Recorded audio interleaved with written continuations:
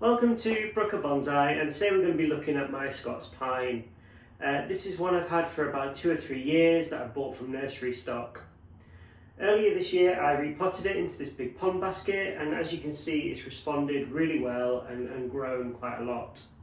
So what I've done is I've kind of anchored some of these branches down with wires, and today is the time to now come in and prune those branches back now that they've set in place.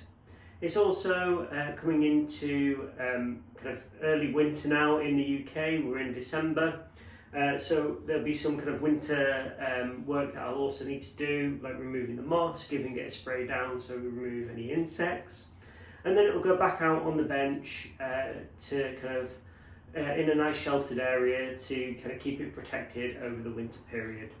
So let's zoom you in and take a look at the tree now. So here's the front of the tree. We can see we've got a really nice kind of initial branch structure starting to form here, and today we've got the opportunity to begin to reduce these branches back to some growth closer to the trunk. And let's come around to the side. You can see here we've got a gin. It's pretty straight and thin, which I'm not too pleased about, so I'm probably going to remove that today. Here's the back of the tree, back round to the side where you can see these anchored wires,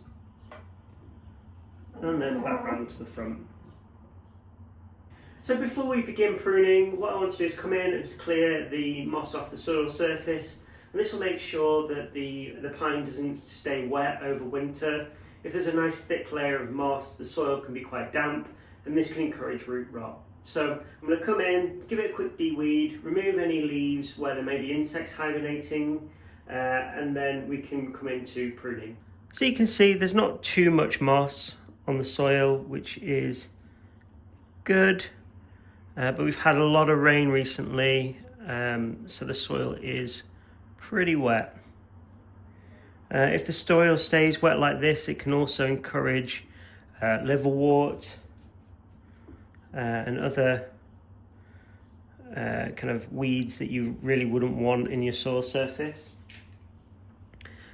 So this work is really useful to just help set the pine up for success over winter.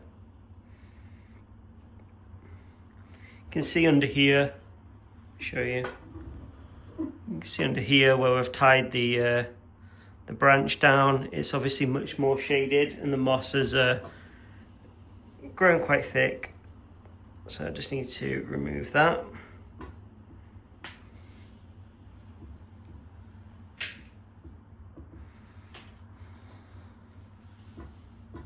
And this is a really good opportunity to inspect the tree, see if there are any problems. Have a look at the branch structure before you begin pruning it. So these pond baskets are really good for growing pines. It's my first year of growing them, and what I found really interesting is that the table surface is wooden where the pines sit, and all across the table surface underneath the pot there's mycorrhiza all over the table, so it's really healthy soil. Mycorrhiza is really beneficial for pines particularly, so I was really pleased to see that when I lifted the pot off the tabletop. So obviously not only the pine is enjoying the pond basket with the nice aeration, but also the friendly fungi within the soil is thriving too. So I'm going to continue removing the moss, and we'll come back when I'm finished. So that's all the moss now cleared up from the surface of the soil. There's still little bits of moss, and there's probably loads of spores in the soil, which isn't a problem. That will probably grow back again over winter with it being so wet.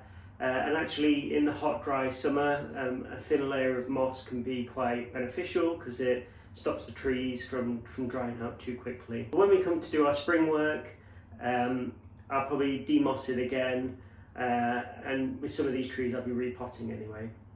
So the next step is to do some initial branch selection. what I want to do is remove these sacrifice branches and encourage these branches closer to the trunk to grow.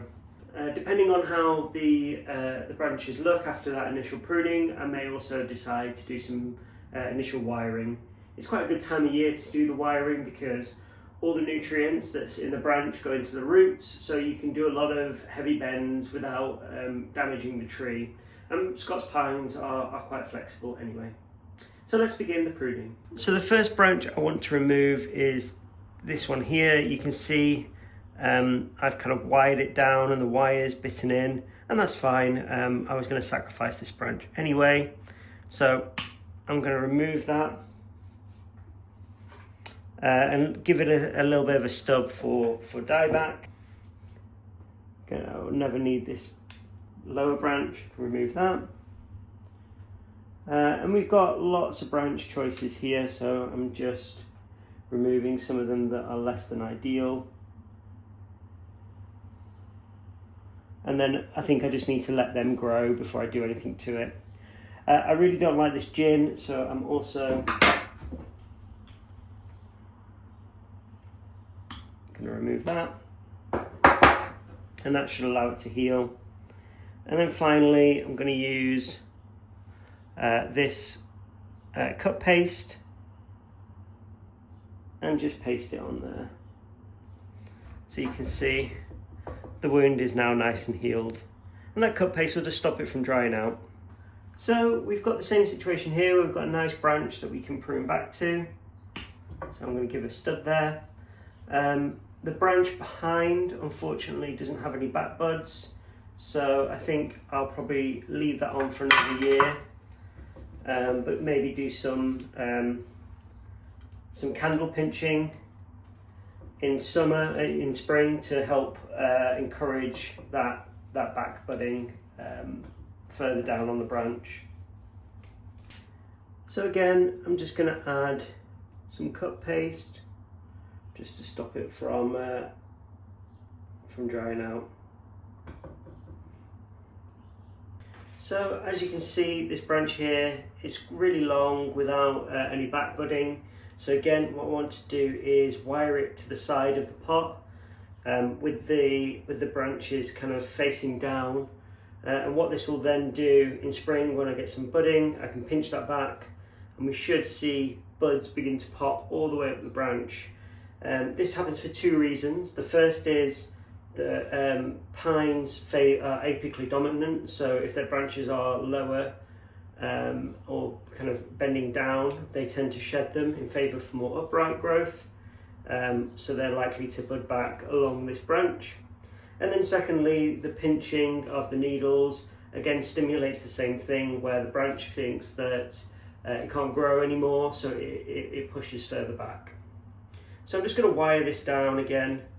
I don't have to be too neat with this, purely because I'm going to be leaving it on for the entire growing season, and it's likely to cut into the branch anyway, and I'll be removing it next year.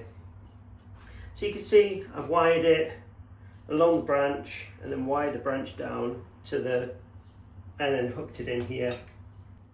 So here's a close-up. You can see it's wired down and along the branch, and the branch growing tips, I've done one at the back here as well, are facing down in proportion to the branch. So like I said, the tree will look to shed this and begin back budding further up the branch. So the last part we want to look at now for pruning is this top branch here. We've got a whirl of branches starting to appear, so before I begin to wire anything, I'm just going to do initial branch selection and kind of clear everything up because it's a bit cluttered. So here's a close-up of the tree. You can see we've got quite a lot of branches. So the first thing I can do is just remove the tip, and that should help simplify that structure. And to make things simple, I think I'm going to actually remove that branch entirely.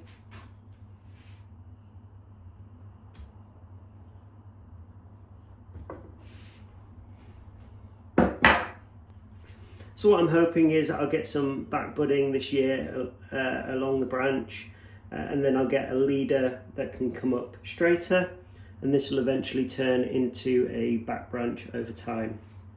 So here's just a close-up of the wound. You can see the branches are nice and healthy. I'm just going to seal that up.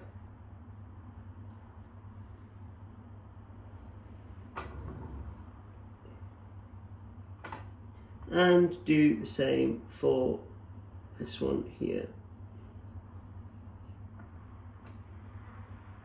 So that's the tree now all pruned up. It looks like we've taken a lot off, which we kind of have, but the tree is super healthy and super vigorous. It was left to grow unrestricted last year, so there's lots of energy stored up in that root base. So next summer, I'm looking forward to seeing this just explode, and these initial secondary branches that we're starting to form here will begin to thicken up. So let's zoom you in and take a 360-degree view of the tree now. So here's the front of the tree, moving round to the side, to the back of the tree, back round to the side, and to the front. So you'll notice, because of what we've done, the tree's quite, two-dimensional. We've got a branch here and a branch here, and then it goes straight up.